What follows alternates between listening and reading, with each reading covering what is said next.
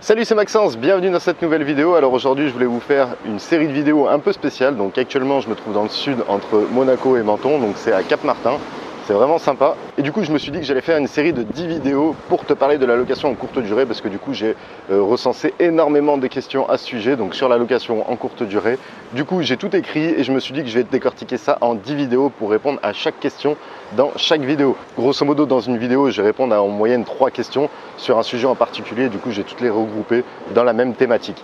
Donc dans cette toute première vidéo, ce qu'on va voir ensemble, c'est sur la typologie du bien et le lieu du bien. Donc c'est vraiment sur la base des bases pour commencer à chercher un appartement que tu veux mettre en location en courte durée. Mais si tu veux recevoir toutes ces vidéos du coup de conseils gratuits où je réponds à tes questions, n'hésite pas à t'abonner sur ma chaîne YouTube, car ce sera les 2 vidéos par semaine du coup sur ce sujet. Bien sûr, je pourrais pas rentrer dans les détails sur tout ça, sur la location en courte durée, parce que c'est vraiment très long. Donc si vraiment tu es intéressé par ça, j'ai un programme qui te permet de générer tes premiers milliers d'euros de bénéfices. Donc je te mettrai le lien dans la description. Tu peux toujours jeter un petit coup d'œil si tu es vraiment intéressé par ça, parce que je pense que c'est un très bon rapport qualité-prix, et pour le prix que ça va te coûter, tu pourras très vite le rembourser en très peu de temps, simplement en appliquant ce que je t'explique. Donc n'hésite pas à regarder ça. Et moi je vais commencer tout de suite avec les premières questions. La première question, c'était quel est le type de bien qu'il faut viser donc pour faire de la location en courte durée. Est-ce que c'est des studios? Est-ce que c'est des T2, des T3, des maisons? Donc moi personnellement, ce que je pense, c'est que il y a toujours une clientèle pour tout. Après, ça va vraiment dépendre du secteur, qui est la deuxième question avec le secteur. Donc là, je vais essayer de répondre aux 2 questions en même temps. Donc, en fonction du secteur, tu auras une demande pour une typologie de bien ou plutôt une autre. Donc par exemple, si tu es dans une très grande ville, en l'occurrence moi je suis sur Lyon, ce sera vraiment des très petites surfaces, parce que tu as beaucoup de personnes qui viennent en couple, tout seul, et on va dire très peu de grandes familles qui viennent. Donc des grands biens, c'est pas forcément nécessaire.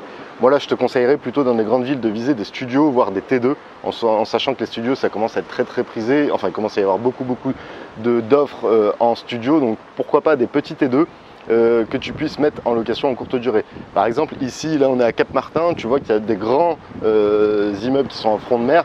Là c'est plutôt des T3, des T4, parce que du coup là tu vas plus viser une famille, tu vas venir une semaine. Donc voilà, là en l'occurrence ce sera un peu plus grand, parce que tu vas essayer d'impacter plus des familles, ou sinon plusieurs couples d'amis qui viennent en même temps, qui veulent réduire les frais. Donc voilà, pour ce qui est vraiment saisonnier, comme par exemple au ski aussi, c'est bien d'avoir des T2, T3, les studios ça reste un petit peu moins prisé, enfin même si ça reste un petit peu prisé pour les couples, mais tu auras beaucoup plus de demandes au niveau des familles, et du coup c'est vrai que c'est là où ça sera plus intéressant pour toi de proposer un grand appartement quand tu es vraiment en saisonnier à la montagne ou à la mer. Après, si tu es dans des endroits type l'Espagne, tu peux avoir des maisons pour pas très cher, et comme ça du coup tu peux louer pour 10, 15, 20 personnes une grande maison et du coup ça te permettra d'avoir une très bonne rentabilité aussi. Donc voilà, moi je pense que déjà il faut que tu vises le type de clientèle que tu vas avoir. Grande ville, ce sera du coup plus, on va dire, business ou couple, et dans des trucs un peu comme ça, là à la mer, à la montagne, là ce sera un peu plus des familles ou plusieurs couples d'amis qui voudront y aller. Donc voilà pour ce qui était du coup du type de bien. Donc après le secteur, il y a plusieurs secteurs possibles, et ça va déterminer aussi ta clientèle. Ce sera soit un secteur, on va dire, d'affaires. Donc là c'est par exemple Lyon, c'est ce que je suis en train de viser, donc c'est pour ça que je vais faire des studios, parce que là je vais viser vraiment des clientèles d'affaires qui vont venir pour le boulot.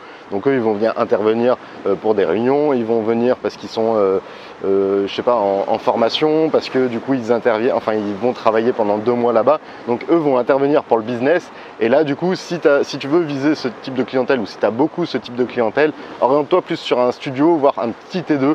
Plus grand ça sert à rien, parce que lui il va surtout regarder la fonctionnalité. Donc un petit T2 ça reste plutôt intéressant.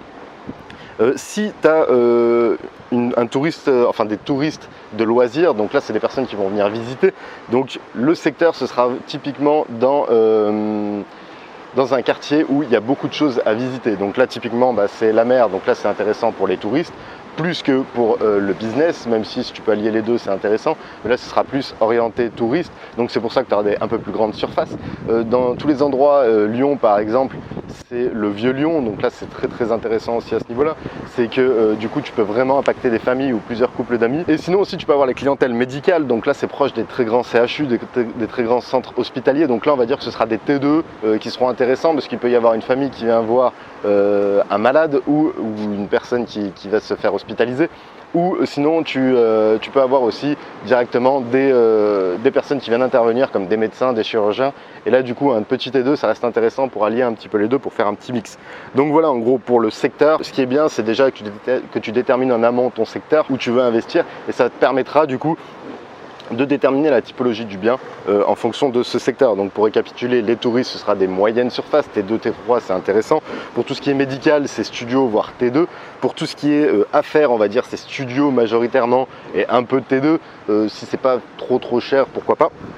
Donc voilà, et du coup ça va te permettre de faire ça. On m'a posé aussi une question qui était sur comment faire pour investir dans les petites villes. Est-ce que ça marche dans les petites villes? Alors oui, moi j'ai beaucoup d'amis qui ont des appartements dans des petites villes et du coup c'est vrai que ça marche. Par contre il faut que tu fasses attention à ce qu'il y ait au moins un petit centre d'intérêt, parce que tu peux avoir des petites villes où il n'y a rien du tout, là c'est pas intéressant. Par contre si tu as des villes où tu as des bains thermaux, si tu as des villes où tu as un hôpital, on en revient au même. Si tu as des villes voilà, qui ont un centre d'intérêt très puissant, par exemple il y a Lourdes qui n'est pas une très grande ville, mais voilà, pour le pèlerinage c'est indétrônable et c'est vraiment là où tout se passe. Donc si tu investis en location courte durée à Lourdes, ça peut être très intéressant. Donc voilà, les petites villes c'est toujours intéressant. Après pour ça, si vraiment tu sais pas, bah, tu mets une fausse annonce sur le Bon Coin dans la catégorie vacances, logement de vacances, et là tu verras si tu as des retours ou pas. Si tu en as, ça veut dire que tu as de l'intérêt. Si tu n'en as pas, c'est que tu n'en as pas. Et pour attirer encore plus de monde, dans la description, tu mettras aussi tous les centres d'intérêt qu'il y a à faire dans cette petite ville. Et comme ça te permettra de faire un petit peu une étude de marché. Et ça pourra te permettre de te montrer vraiment si tu as de la demande dans ton secteur. Donc voilà pour ce qui était de cette toute première vidéo. J'espère qu'elle t'a plu. N'hésite pas à me poser tes questions dans les commentaires. Donc si c'est sur Facebook ou YouTube, n'hésite pas. Je répondrai à toutes ces questions. Et n'hésite pas aussi à la partager et à la liker si elle t'a plu. Et moi, dans tous les cas, je te dis à très bientôt pour une nouvelle vidéo. Ciao!